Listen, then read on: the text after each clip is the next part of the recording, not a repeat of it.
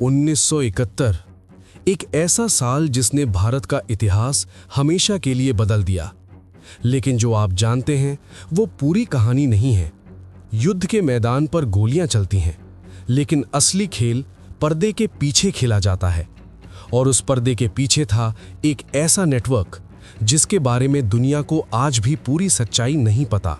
Raw, Bharat की खुफिया agency, जो सिर्फ 3 साल पुरानी थी और उसे सौंपा गया था अब तक का सबसे खतरनाक मिशन, पाकिस्तान के भीतर उसी की जमीन पर एक गुप्त नेटवर्क चलाना। सोचिए जरा, दुश्मन के घर में घुसकर उसी की आंखों के सामने एक जासूसी जाल बिछाना। ये सिर्फ हिम्मत का काम नहीं था, ये असंभव लग रहा था। लेकिन रॉ के तत्कालीन प्रमुख रामनाथ काओ और उनकी टीम ने इसे कर दिखाया। पूर्वी पाकिस्तान में मुक्ति संग्राम की आग भड़क रही थी, लाखों लोग मर रहे थे और भारत को जरूरत थी अंदर की जानकारी की। एक एक सैन्य हलचल, एक एक तैनाती, एक एक कमजोर नस।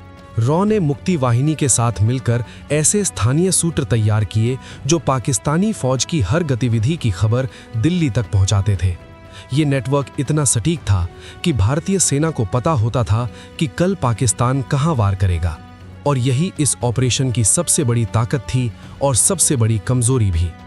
क्योंकि जब कोई ऑपरेशन इतना जरूरी हो जाए कि उस पर पूरी सैन्य रणनीति टिकी हो, तो उसका लीक होना तबाही से कम नहीं।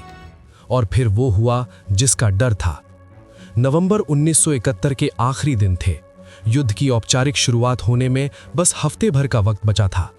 तभी खुफिया विभाग को भनक लगी, नेटवर्क के कुछ संपर्क सूत्र पाकिस्तानी खुफिया एजेंसी ISI की नजर में आ गए हैं। कैसे? किसने बताया? क्या कोई अंदर से ही गद्दार था या ये एक ऑपरेशनल चूक थी? जवाब आज भी पूरी तरह सार्वजनिक नहीं है, लेकिन जो सामने आया वो ये था कि कुछ स्थानीय संपर्क बहुत ज्यादा सक्रिय हो गए थे। उनकी गतिविधियां एक पैटर्न बना रही थीं और पाकिस्तानी एजेंट पैटर्न पहचानने में माहिर होते हैं। रॉ को तुरंत फैसला लेना था। अगर नेटवर्क को बचाने की कोशिश की तो और लोग खतरे में पड़ सकते थे, और अगर नेटवर्क को बंद किया तो युद्ध शुरू होने से पहले ही भारत अंधा हो जाता। ये वो पल था जो इतिहास की किताबों में नहीं मिलता। ये वो फैसला था जो बंद कमरों में चंद लोगों ने लिया, और उस फैसले पर निर्भर था लाखों सैनिकों का जीवन। रामनाथ काओ ने एक चतुर कदम उठाया। नेटवर्क के सबसे संवेदनशील हिस्सों को तुरंत निष्क्रिय कर दिया गया। संपर्क सूत्रों को सुरक्षित स्थानों पर भेजा गया, और जो जानकारी पहले से इकट्ठा थी उसे भारतीय सेना तक इस तरह पहुंचाया गया कि दुश्मन को भनक ना लगे।